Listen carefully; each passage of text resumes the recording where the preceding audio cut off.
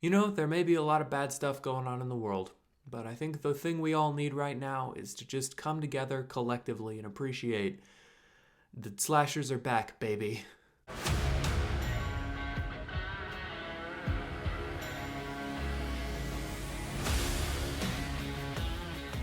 Hey, what's up? My name is John Bonjour. I'm an artist and a film enthusiast. I have drawn some art and I would like to enthuse about some film. Today we are going to be talking about Eli Roth's Thanksgiving. So, for those who don't know, this was originally, there was a fake trailer that Eli Roth made for the Grindhouse double feature. And then everyone since that happened has been like, when's that coming out? Even though we all knew. Like, we all knew that it was a fake trailer. There's other fake trailers. The point is that Eli Roth has been, I would say, harassed to make this movie for years now. And he finally did. And let me tell you what, it's incredible. Like, it is exactly what you want. I'll get into spoilers in a second. But before we do that, my overall thoughts on the movie. This is one of the best slashers that's come out in the last decade, I would say. And definitely one of my favorite holiday-based slashers. It's easily the best Thanksgiving horror movie. If we're being honest, that is not a super high bar. The only contender might be Thanksgiving. Not a good movie on any level. I would also put Poultrygeist in there, but again, also not a good movie. But yeah, overall, Thanksgiving is exactly what you want it to be. It's incredibly messed up. The kills are all spectacular, and it's just a genuinely tight, quick-paced, well-shot, well-directed, funny sometimes, just a really solid slasher movie. That isn't to say that it's perfect. There's definitely some character issues and some writing problems, and I think a couple of the sound moments were a little strange. But these are tiny nitpicks when we're talking about a slasher movie that came out in 2023 set on Thanksgiving. Like, it's awesome. I highly recommend it. Spoilers from here on out, I'm going to dive into a lot of the things that I really appreciated. First of all, the most important, it is a slasher movie. How is the slashing? This is so good. It's so good. There's plenty of kills in this movie. I feel like there's other slasher movies where you're like, yeah, they killed a few people. Every time I talk about slashers, I think to myself, somebody's going to watch this and they're going to think I'm a psychopath. I'm not, I don't think, but I do like a good slasher movie. All the kills in this movie are really solid. They're not standard like you would kind of expect them to be. I feel like they really take full advantage of the surrounding kind of season and holiday and everything going on within that. It's just really solid. Like, it's just a collection of great, just really messed up kills. I forgot I was in spoilers. I could talk about these in far more detail. Somebody gets cooked like a turkey. So that is a thing that happened in this movie. That scene is the most uncomfortable that I have ever been in a slasher movie. Quite possibly one of the most uncomfortable scenes in a horror movie for me.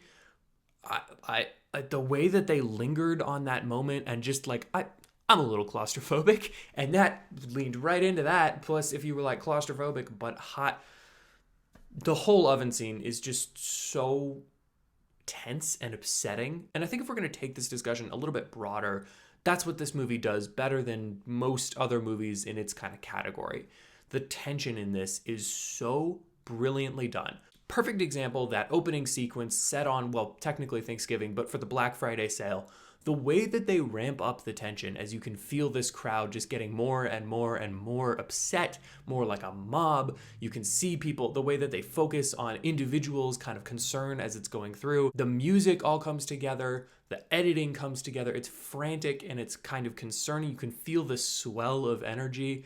And then when they finally start this mass stampede into the store and people start dying and getting hurt, I was blown away. I cannot express to you how impressive it is that this movie just had me in the palm of its hand from second one. But it isn't just tension that this movie has going for it. It is very tense, and there's a lot of incredibly freaky sequences. But the thing that works about it is that it is fully aware that it's a Thanksgiving horror movie. And it makes fun of that sometimes. The tone that Roth is able to strike in this movie is genuinely impressive to me, because I don't understand how I can go from being a little bit traumatized from an oven scene to laughing when I see the end result of that oven scene. The way he has her like tied up and dressed like a turkey, it's messed up, but it's very funny. There's a sarcasm to this movie that I haven't seen in a lot of other things. You get these cheesy lines like, there will be no leftovers, something that absolutely should not work on any level in this movie. And somehow it's both funny and frightening. It's indescribable. It's one of those things you just have to kind of experience to appreciate, and I'm so glad this got a theatrical release. I'll be saying that for as long as theaters still exist.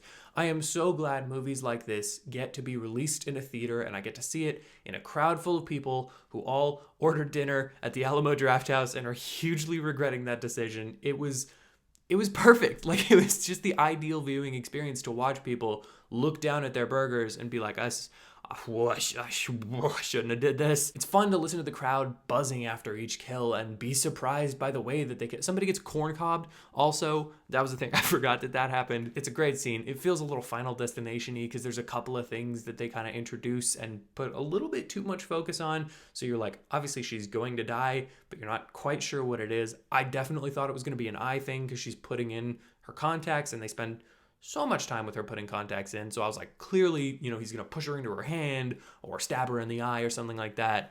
And then she's on a video call and she starts using Q-tips and he takes the little corn, what do you call those? Cobbers? Cob stabbies. The cob sticks. Corn? I'm going to call them corn cobbies. I know that that's not what it is. Please don't come at me. I don't know what it's called. I don't remember what it's called, and I don't want to look it up. But he uses the corn cobbies, and it puts them in both of her ears. Like I said, every kill in this movie is really well done and surprising and exciting and funny and also really freaky. I couldn't be happier with the way that they handle those. I think the biggest issue with this movie is that it spends a lot of time introducing red herrings for things that might be the thing that leads the killer to kill.